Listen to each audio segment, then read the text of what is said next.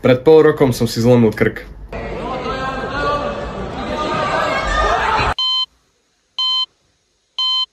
Dal som to tu trošku do fialova, nech to tu má úroveň, nech to nie je len tak. Viete, trošku, nech vyzerám, že som tak youtuber alebo niečo také. Takže čaute, moje meno je Nikolaj Siladi. V tomto videu by som chcel ukázať nejakú moju cestu. Vlastne ako som išiel zo zranenia, ako som rehabilitoval a potom som sa vrátil.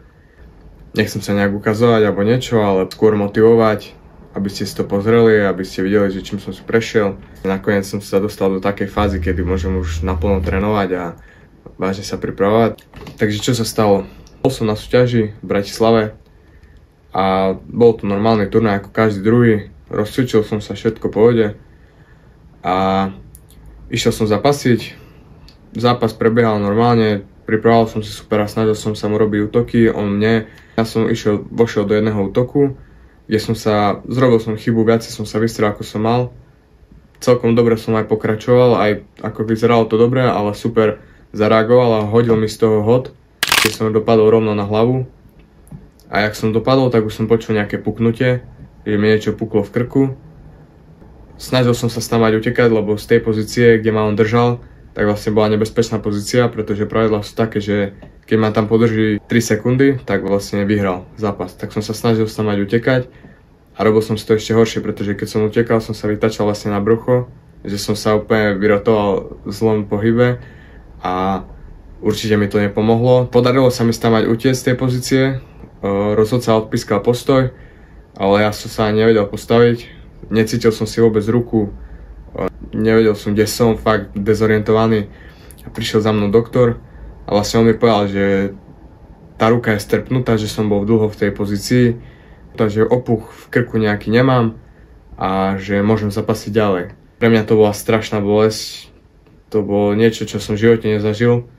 Takú bolesť proste do hlavy, do ruky, do chrbta, všade. Si zoberte, že máte ešte adrenalín, takže po zápase to bolo ešte horšie. Som povedal, že pôjdem zapasiť ďalej. Som sa snažil zapasiť, ale nedalo sa to, pretože ľavú ruku som aj nevedel napnúť a bola to strašná bolesť. Párkrát som tam aj spadol na zem a musel som mať pauzu, lebo fakt som to nezvládal.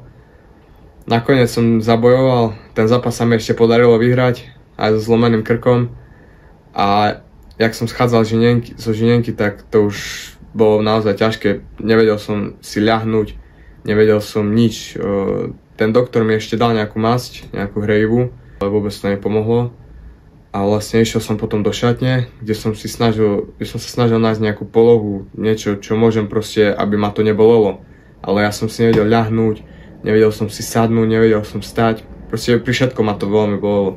Som počkal ešte do konca turnaja, lebo s trénerom sme nečakali, že to bude až také vážne. Lebo ja mám celkom vysoký prach bolesti, a ja som taký, že hneď, že proste do nemocnice a tak. Ja som ešte myslel, že ja som z Košic a ja som myslel ešte, že pojem z Bratislavy vlakom do Košic a že tam až pojem do nemocnice. Ale našťastie ma tréner prehovoril a išli sme v Bratislave. Dobre spravil.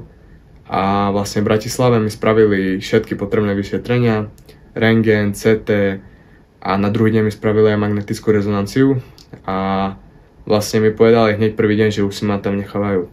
Bolo to už v noci.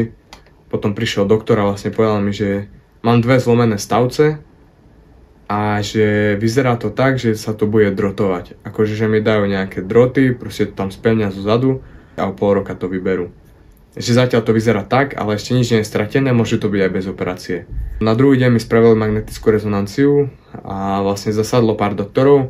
Zistili, že už to treba operovať, len teraz akým spôsobom sa dohadovali. Vybrali spôsob ten, že mi dajú titanový implantát medzi 6. a 7. stavec, ktorý som mal zlomený, lebo vlastne platnička medzi 6. a 7. stavcom bola kompletne rozbitá. Proste ju trebalo dať preč a nahradiť ju titanovou. Takže zvolili ten postup, operácia trvala asi nejaké 3 hodiny, zrobili mi to hneď na druhý deň. Vlastne stalo sa mi to v sobotu, v nedeľu mi robili ešte magnetickú a tak, to som si ešte poležal a v pondelok už ma operovali. Po operácii to dosť bolelo ešte, ale dá sa to zvládnuť, nie je to nič. Dávajú vám akože proti bolesti lieky, viete, do infúzií, akože v infúziách, takže v pohode. pondelok ma operovali a stredu ma už pustili, lebo som už bol normálny, ja som tam už aj nechcel byť, snažil som sa fakt tak robiť, aby ma pustili čo najskôr. Prišiel rehabilitačný doktor a spolu sme robili nejaké cviky, postavil ma, lebo vlastne nemohol som hneď po operácii stať ani chodiť, takže nejaký deň trvalo 24 hodín, kým som ležal v kuse a potom som sa postavil a povedali mi, že už nevidia dôvod, prečo ma tu držať. Som išiel z nemocnice, prvé 2 mesiace som nemohol nič robiť. Povedali mi, že môžem robiť len prechádzky. Po nejakom mesiaci alebo 2 mesiacoch môžem robiť stacionárny bicykel. Ale tiež to nemôže byť nejaké veľké tempo, proste len tak zabicyklovať. Samozrejme, bolo to ťažké, tým pádom, že som každý deň trénoval a proste som bol na pohyb zvyknutý.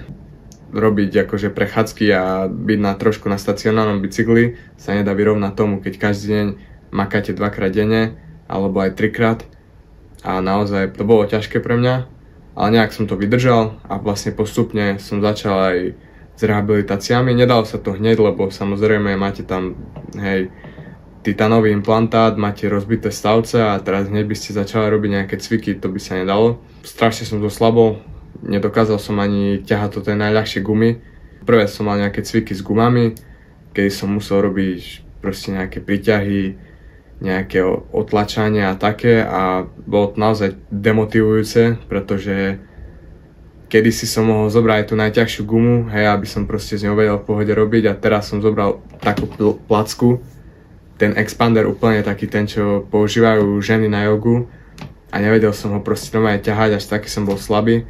Svaly rýchlo atrofujú, to znamená, že sa zmenšujú a vlastne keď nič nerobíte, len ležíte alebo sa prechádzate, tak veľmi rýchlo vám spadne svalstvo, aj sila.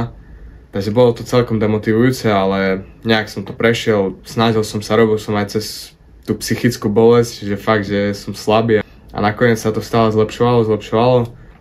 Postupne sa mi začali pridávať nové možnosti, čo môžem robiť.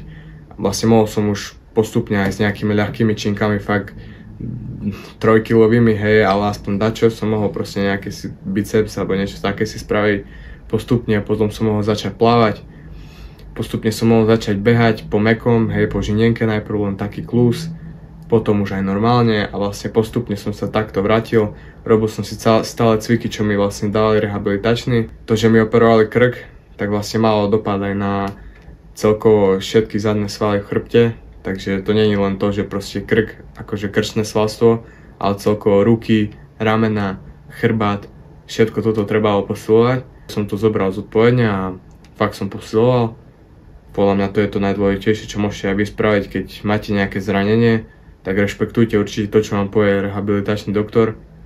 Aj keď je to niekedy ťažké, viem, sám som si tým prešiel. Nejde vám to, alebo ste slabí, ale musíte to proste prejsť, to nejaké obdobie a potom už bude stále lepšie a lepšie.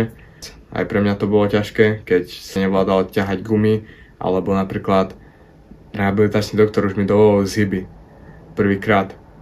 No a ja som dal možno, čo ja viem, 20-30 zhybov a teraz som sa nevedel ani vyťahnuť, ani trošku. Že som proste vedel visieť, a bolo to také, že ako nechápal som, ale dobre, nejak som to prešiel. Som chodil ešte na masáže nejaké a zlepšil sa môj stav o dosť. Už ani ma veľmi nebolo krk, stále som cvičil tie cviky. Určite aj pre vás rada, že keď budete chcieť niečo robiť, stále to konzultujte s rehabilitačným, lebo on vám vie poradiť. Napríklad všetko, čo som chcel robiť, nikdy som nerobil niečo sám, že idem si zaposilovať, bench press. Radšej som sa spýtal, že či môžem to robiť, že či to nemá nejaký tlak na chrbticu alebo niečo, či mi to nevie poškodiť. A keď mi rehabilitačný povedal, že jasné, že keď ťa to nebolo krk, tak to rob, tak som to robil. A takto som sa pýtal viacero cvikov a vlastne som si pridal nejaké aj svoje, plus čo mi dávali oni a postupne vlastne. Potom som už začal aj behávať, takže sa zlepšila aj kondícia. Naozaj od maličkých váh, vlastne so žiadnymi váhami, najprv iba s gumami, som vlastne postupoval pomaličky ku menším váham, potom som ich zvyšoval. Som pridal k tomu nejaké kardio, že som behal, plával, som sa dostal naspäť do formy. Ešte to v kuse nie je tá forma, čo som mal predtým, ešte úplne som tej najvyššie, ale už som dosť blízko. Chcel som ešte povedať, že pred asi 3 dňami som bol v Bratislave na kontrole. to je tá hlavná kontrola, že či sa všetko zhojilo a tak, to bolo vlastne po pol roku od zranenia. Doktor mi povedal, že tá chrbtica už je zdravá, že je pevná. Hodím vám tu obrázky, jak to vyzerá, hej, a ja vám to vysvetlím vlastne, že ten titanový implantát, ktorý vidíte tu, tak vlastne bude ešte ďalej prerastať cez kosť, to trvá nejaký, možno ešte rok. Tá chrbtica už je zdravá a keď ja nemám nejaké obmedzenia, že nemám ísť cez bolesť, že mám počúvať svoje vlastné telo, som robil aj doteraz, takže tak budem pokračovať aj ďalej. Mám to stupňovať pomaly, hej, jak som to robil doteraz, tak aj vlastne s mojím športom. Aj keď je náročný na krk, nebudem nič robiť cez bolesť, budem to postupne stupňovať, budem posilovať, až sa dostanem na formu, v ktorej som bol predtým. Keď niečo také sa vám stane, tak musíte rehabilitovať aj cez to, že sa vám nechce, že ste demotivovaní, že nevládzete. Verte mi, prešiel som si tým a viem, o čom hovorím, pretože mne sa nechcelo tiež, ale musel som, pretože som vedel, že keď to spravím, tak mi to len pomôže a vlastne bude to mať dopad na moju budúcnosť. Kebyže nerobím tie cviky, neviem, kde som teraz a možno by som si to vyčítal, že prečo som trošku na seba nezatlačil. Moje odporúčania sú také, že robte to, čo vám povie rehabilitačný doktor, nikdy sa nezdávajte, pretože končíte až vtedy, keď sa vzdáte, nie vtedy, keď sa vám niečo stane, ako mne napríklad. Mne hovorili všetci, že už nebudem môcť zapasiť, že už nebudem môcť normálne športovať, že ten krk už nikdy nebude taký ako predtým a to ma dosť bolelo, ale aj cez to všetko som ďalej pokračoval, ďalej sa snažil zlepšovať a teraz som sa dostal do takého štádia, kedy sa cítim úplne v pohode, ten krk je pevný, ešte pevnejší ako bol. Samozrejme, pohyblivosť sa trošku asi obmedzila, určite, lebo tie dve stavce sú vlastne spojené, ale nie je to nič viditeľné, ani nič také, čo by som nejako extra pociťoval.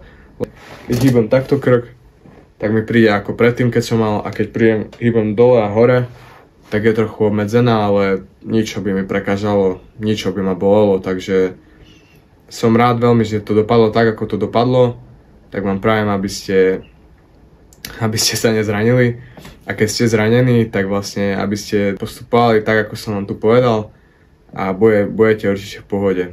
Prajem vám to a vidíme sa pri ďalšom videjku.